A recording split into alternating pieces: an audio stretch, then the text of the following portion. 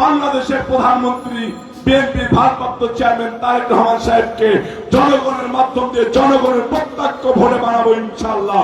এই প্রত্যাশা ব্যক্ত করে আমি আমার বক্তব্য শেষ করতেছি।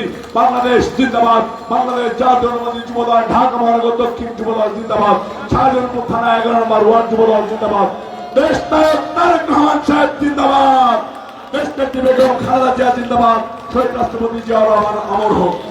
একটা স্লোগান দিন, এই এই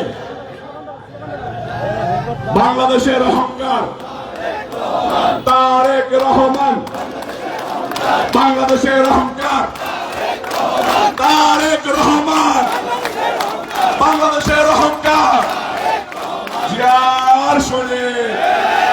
সকলকে ধন্যবাদ।